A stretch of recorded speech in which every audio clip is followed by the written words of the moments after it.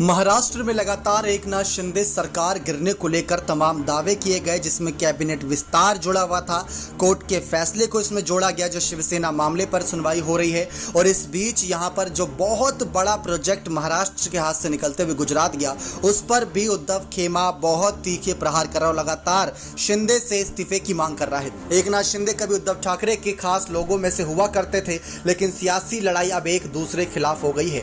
हाल ही में जब करीब 1,54 करोड़ का फॉक्सकॉन वेदांता सौदा गुजरात की झोली में चला गया, उसके बाद से आरोप प्रत्यारोप का दौर शुरू हुई, जो शब्दों और मर्यादाओं के लिहाज से आगे चला गया है।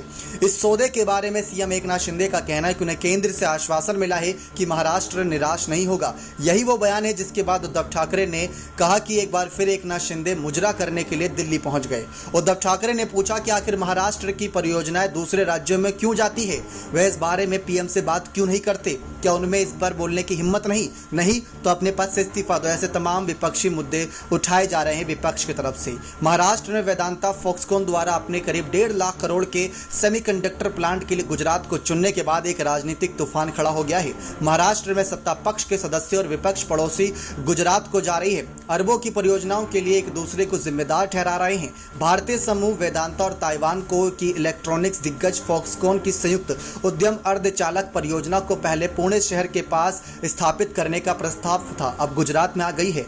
लेकिन उद्धव ठाकरे के नेतृत्व वाली शिवसेना, राष्ट्रवादी कांग्रेस पार्टी और कांग्रेस ने 2 दिन पहले घोषणा के बाद एकनाथ शिंदे भारतीय जनता पार्टी सरकार को घेरने की मांग की। कहीं ना कहीं संयंत्र गुजरात में स्थापित किया जाएगा, महाराष्ट्र में नहीं, जबकि सत्ता पक्ष ने विपक्ष पर परियोजना पर झूठे दावे करने का आरोप लगाया। ठाकरे सरकार के मुताबिक जब वे सत्ता में थे तो उन्होंने सौदे को तोड़ने की पूरी कोशिश की ताकि महाराष्ट्र को चीप प्लांट मिल सके। हालांकि जैसे ही शिंदे और भारतीय जनता पार्टी ने महाराष्ट्र शासन संभाला, वेदांता फॉक्सकॉन के साथ सौदा गुजरात के हाथ में आ गया। लेकिन अब इन्हीं सब मुद्दों पर, इन 3-4 कारणों की वजह से लगातार ये मामला उठाया जा रहा है कि शिंदे को सीएम पद से इस्तीफा दे देना चाहिए अगर वो महाराष्ट्र के प्रोजेक्ट गुजरात के हाथ में जाने दे रहे हैं तो। दूसरी तरफ कोर्ट के फैसले का इंतजार काफी लंबा हो चला है और कोर्ट के फैसले का अभी तक कुछ अता पता नहीं है। शिवसेना पर क्या मामला आएगा, योग्य अयोग्य विधायकों पर क्या मामला आएगा। लेकिन इन सब के बीच शरद पवार ने खुला चैलेंज दे दिया है। खुला चैलेंज ये है कि पात्राचौल मामले में जो कार्रवाई करनी है करें, जो जांच करनी है करें, लेकिन अगर आरोप झूठे पाए जाते हैं तो बीजेपी के सभी नेता जिन्होंने उन पर आरोप लगाए वो माफी मांगेंगे या फडणवीस उनके खिलाफ कड़ा एक्शन लेंगे। तो फडणवीस और शिंदे की सरकार बुरी फंसी भी है।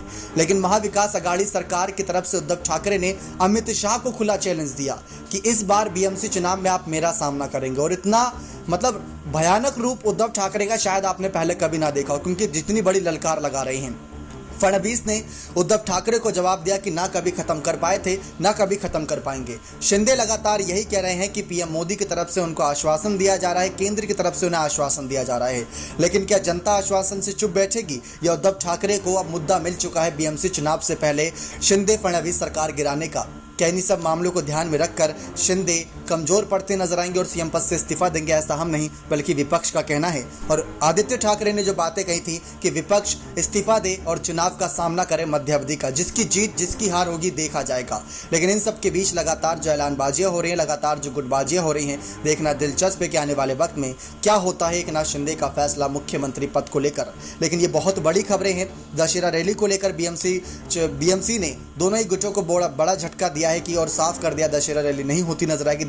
शिवाजी पार्क में ये मामला कहीं ना कहीं बॉम्बे हाईकोर्ट तक पहुंचा। अब देखते हैं आने वाले वक्त में महाराष्ट्र में और क्या कुछ घटता नजर आएगा। लेकिन क्या आपको लगता है शिंदे फडणवीस की सरकार चलती रहेगी या बहुत जल्द गिर जाएगी? अपनी राय कमेंट सेक्शन में जोड़ दीजिएगा। नेक्स्ट 9 न्यूज रूम की रिपोर्ट।